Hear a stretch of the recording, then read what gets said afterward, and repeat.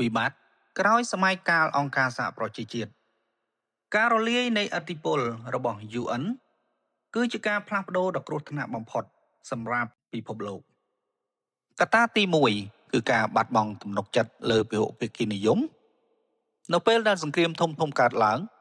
ហើយ UN គ្មានសូម្បីចេញនៅសេចក្តីថ្លែងការណ៍រួមប្រទេសនានាចាប់ផ្ដើមយល់ថា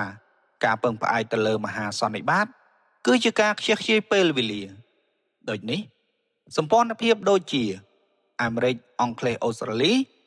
คล้ายទៅជាជំរើសដំបូងសម្រាប់សន្តិសុខកត្តាទី2គឺប្រសិទ្ធភាពបច្ចេកទេស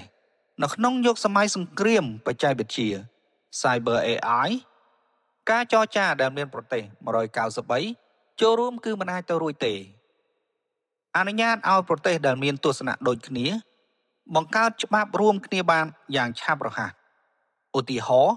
ការបង្កើតស្តង់ដារ AI រួមគ្នាឬការការពារសង្វាក់ផ្គត់ផ្គង់បន្ទះជីបកត្តាទី